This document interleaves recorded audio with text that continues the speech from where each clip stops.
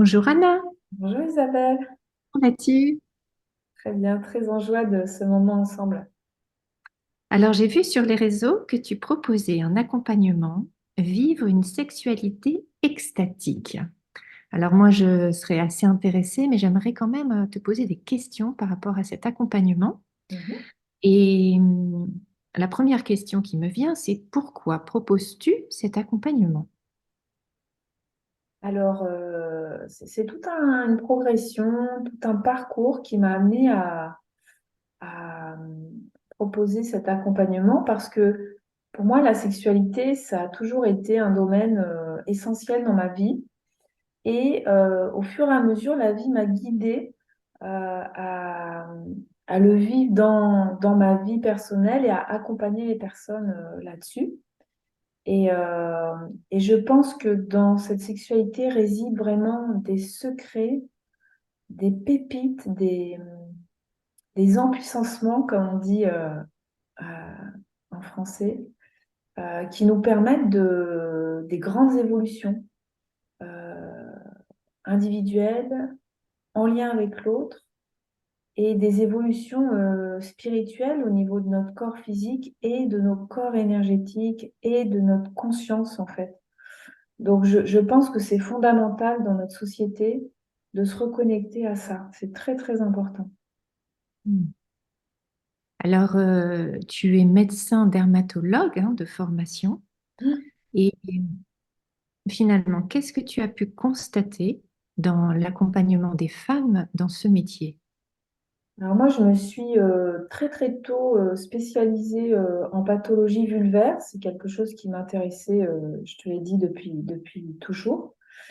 Et ce dont je me suis rendu compte, c'est que la plupart des femmes qui ont une pathologie de la vulve, euh, c'est souvent l'expression, le continuum de mémoire, de blessures, de traumatismes et d'une non-conscience de ces mémoires qui, en fait, vont aller se cristalliser dans le corps physique. Donc, souvent, il y a des histoires qui peuvent remonter à très loin, voire des histoires de la génération précédente, de la mère, de la grand-mère.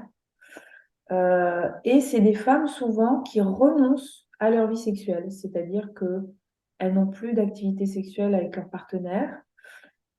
De manière superficielle, elles disent qu'elles acceptent cet état, mais en fait, profondément, elles sont résignées et très frustrées. Et elles se sont coupées de leur corps à cet endroit-là, coupées d'une partie de leur vie, coupées d'une partie de leur espace relationnel avec l'autre.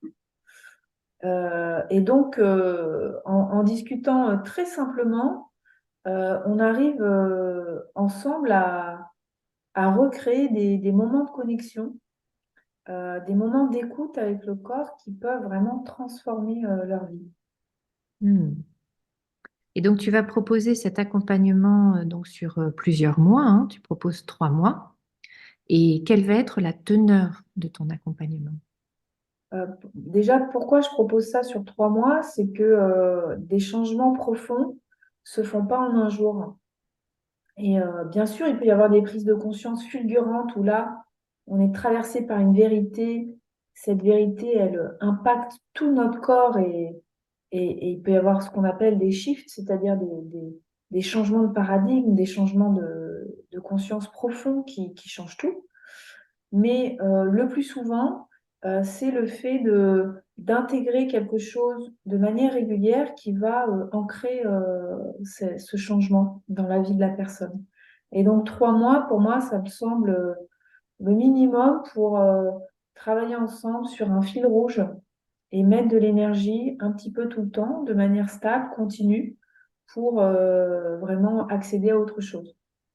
Donc c'est pour ça que ça se passe en 3 mois. Et donc, comme bah, bien sûr, il y a la situation géographique qui est une difficulté supplémentaire, ben, je vais proposer un accompagnement en visio, ce qui va permettre d'être connecté à une personne qui habite même très loin et surtout de lui donner son autonomie, sa souveraineté. Pour moi, c'est très important de transmettre ça. Et donc, la personne, elle va être vraiment actrice de son changement. Elle va pouvoir y aller à son rythme, en écoute de ce qui se passe. Et moi, je vais être là pour soutenir le processus de manière continue. Et donc, je vais offrir, guider, accompagner avec vraiment quelque chose de sur mesure parce qu'il y a un programme qui est fait. Mais moi, mon but, c'est vraiment l'interactivité et c'est de m'adapter. Donc, je vais voir comment le groupe évolue et comment ça se place. Et j'inviterai à ancrer des petites micro-pratiques dans la vie, au rythme de chacun, avec beaucoup de douceur, pour pouvoir explorer ce qu'on voit ensemble dans la vie quotidienne. Et éventuellement avec son partenaire si on est en couple, ou seul si on n'est pas en couple, c'est pas un problème. Donc, c'est un accompagnement que tu proposes aux femmes dans un premier temps et ensuite aux hommes ou les Non, deux? tout le monde on est là ensemble en fait. Et c'est important que tout le monde participe dans ce changement de paradigme sur la sexualité dans notre société. Et donc, c'est pour ça que c'est un accompagnement qui est ouvert à tous, hommes, femmes, célibataires, couples, homo, hétéro. Voilà, il n'y a pas de... D'accord. Et pour approfondir un petit peu et plus personnellement, qu'est-ce que l'extase pour toi?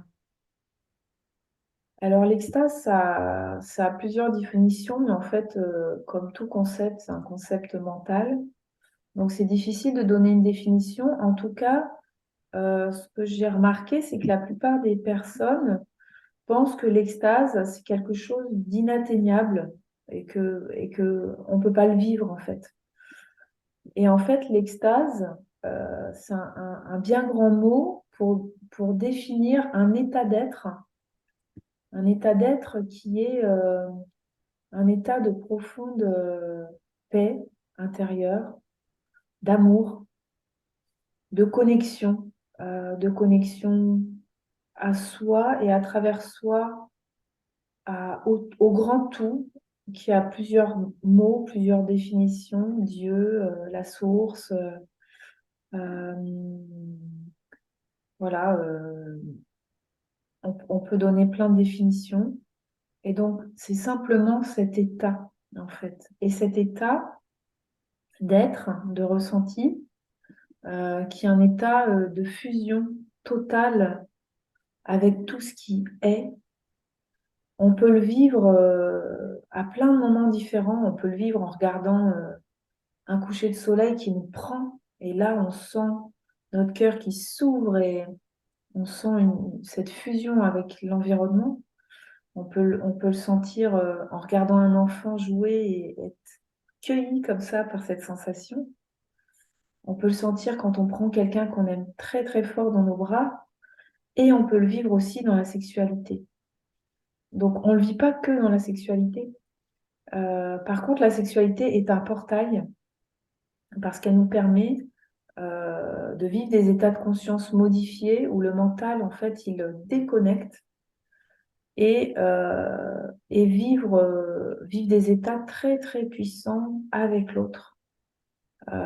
Et donc, pour moi, c'est une merveilleuse voie de passage, comme la méditation, comme plein, plein de choses, mais ça, on y a accès tous, en fait, à travers notre corps. Donc, c'est juste magique. On a besoin de rien, en fait.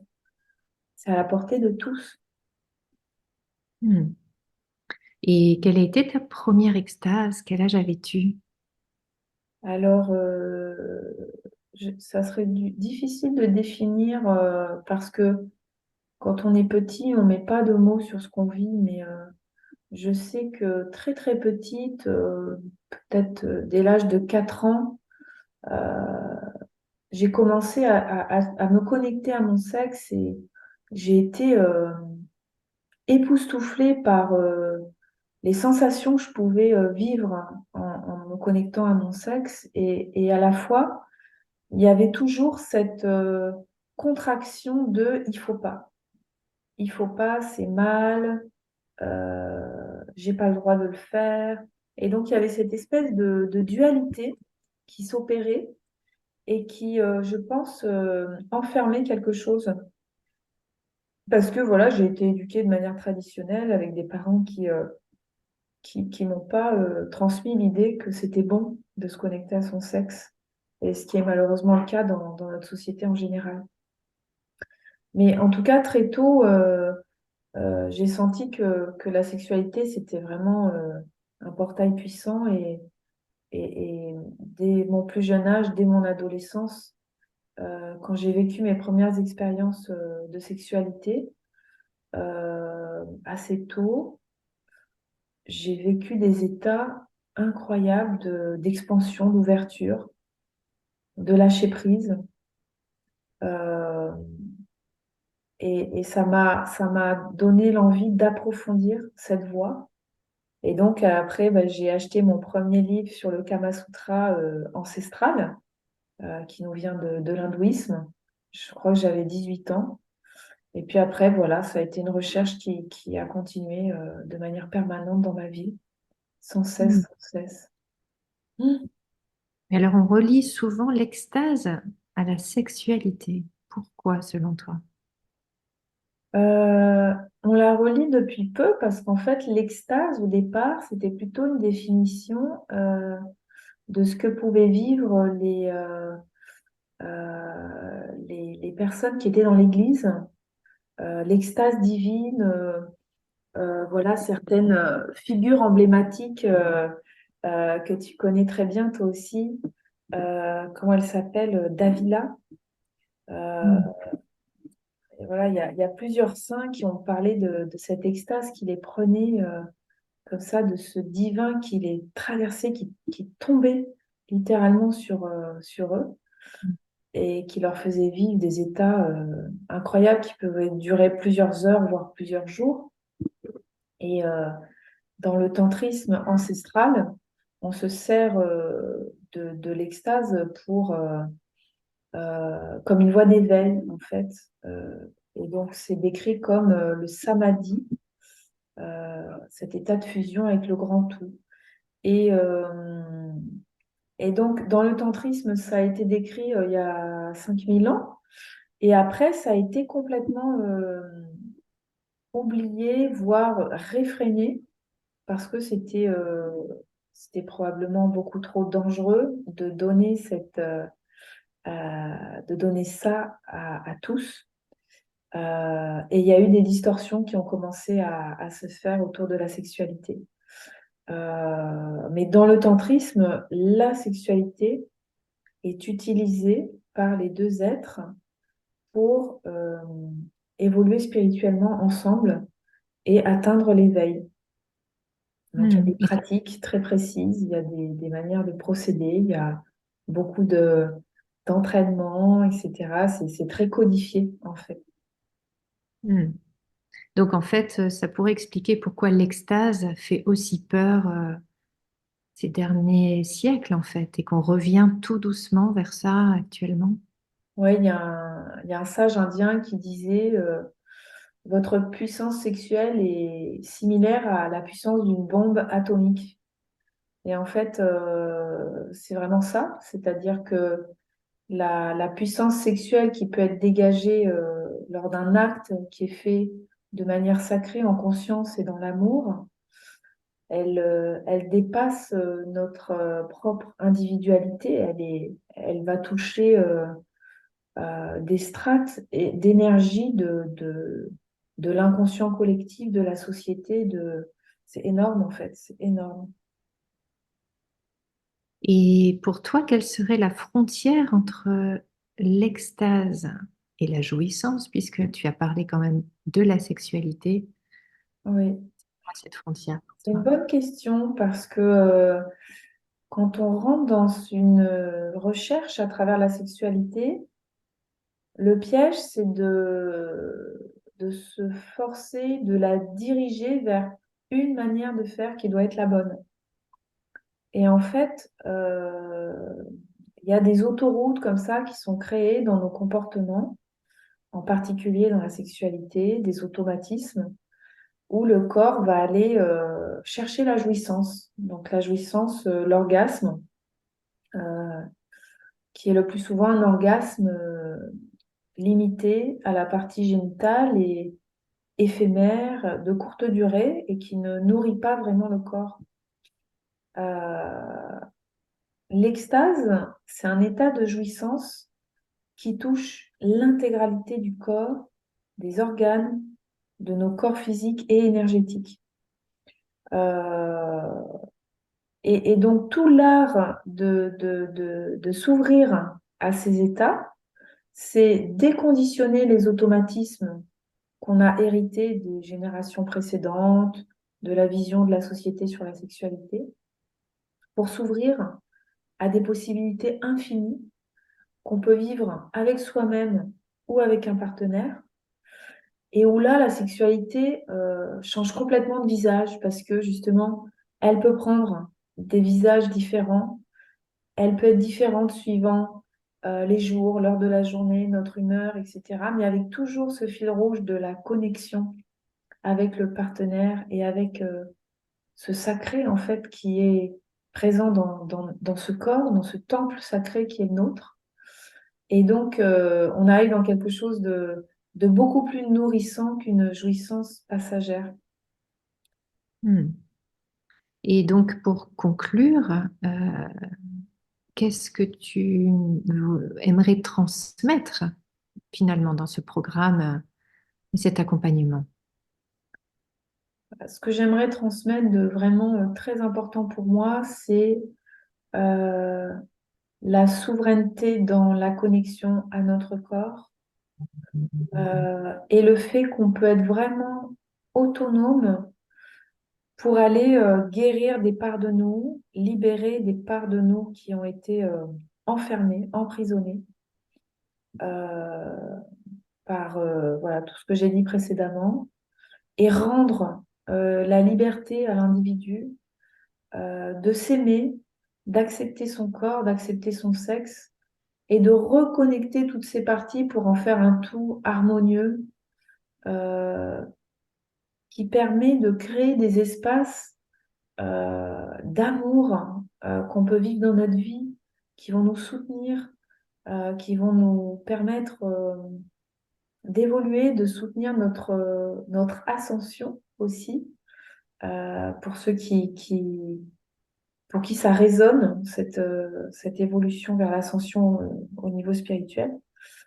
Et donc, de donner des clés que chaque personne peut utiliser euh, dans sa vie quotidienne. Voilà, c'est vraiment important. Et je veux redonner aux femmes et aux hommes euh, ce partenariat, cette coalition, le fait de travailler ensemble, parce que l'homme et la femme, dans ce couple et dans cette intimité si belle, si sacrée, ils peuvent vraiment œuvrer ensemble, chacun l'un pour l'autre, pour s'accompagner dans ces guérisons. Et à travers l'autre, on peut vraiment vivre des guérisons puissantes et se libérer d'années et d'années de souffrance et de déconnexion à son corps. Donc c'est magnifique de pouvoir vivre ça.